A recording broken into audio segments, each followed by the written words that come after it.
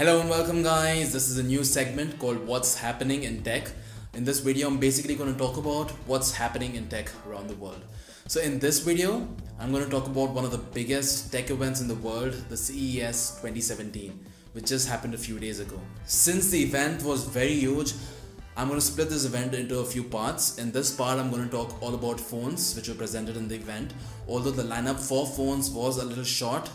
Considering most major releases to be announced in the MWC next month, but the event did have a few interesting updates and releases, and I'm going to cover that now. So I think the biggest announcements were from the company Asus, with the company announcing multiple devices, one of them being the Asus Zenfone AR. The Zenfone AR is said to be the first device with 8 gigs of RAM, so you can expect it to be really fast. The phone is also Tango and Daydream enabled. We have seen the Lenovo Fab 2 Pro, which was the first phone to come out with Tango, and this would be the second one, so we should be seeing a more realistic VR and AR experience. The phone also flaunts a 3-camera setup. The primary camera has a 23 megapixel sensor. In addition to that, there's a motion sensing camera and a depth sensing camera. Asus also released the Zenfone 3 Zoom, which was designed for photography enthusiasts. The phone sports a dual camera setup, with both cameras in the back having a 12 megapixel sensor each. The phone has super pixel technology, which is said to give about 2.5 times more light sensitivity than the iPhone 7 Plus. The phone also has an impressive 5000 mAh battery, which is said to give about 6.5 hours of 4K video recording on a single charge. If you own the Lenovo Fab 2 Pro, the first Tango enabled device, then there is good news for you. A lot of new apps have been released and are going to be released this year, like Matterport, which uses your Tango enabled smartphone to scan small spaces or objects and take the 3D models with you everywhere you go. iStaging is another app which provides you with all the tools to design your interiors easily.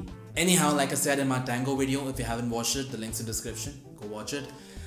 Tango is the future, and we can see a lot more phones coming out with this technology in the future.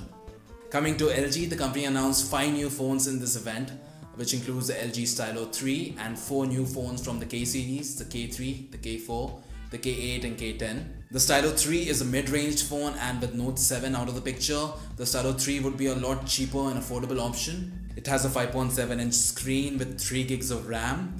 Though it will not even be close to having all of the premium features of a Note 7, but it still seems like a decent mid-ranged phone.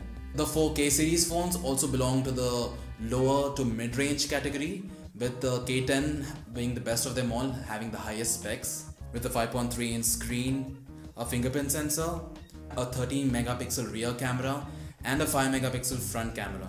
Others seem lesser and lesser impressive as the number drops down from the K8 to the K3. But specs are on the screen, so you can probably go through them.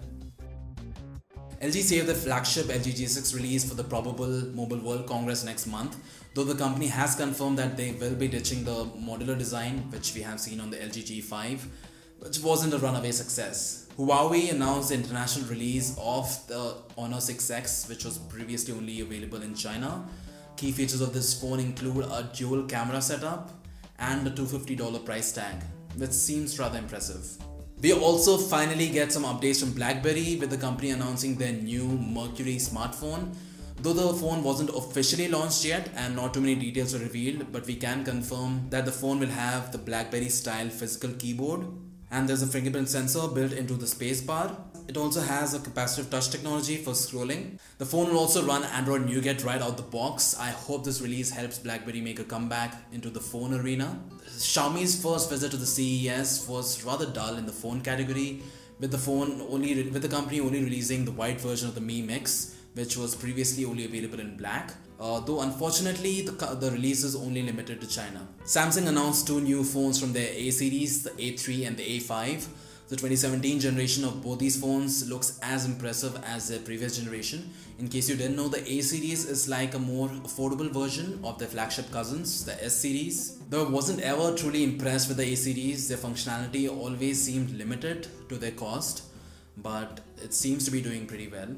Both phones come with a fingerprint sensor embedded into the home screen in the classic Samsung style, and both are IP68 water and dust resistant. So these do feel like a couple of cool features on the phones. The camera on the A5 runs a 16 megapixel sensor on both the front and the back cam, and both the phones will run Android Marshmallow right out the box. So that was the smartphone news from the CES 2017.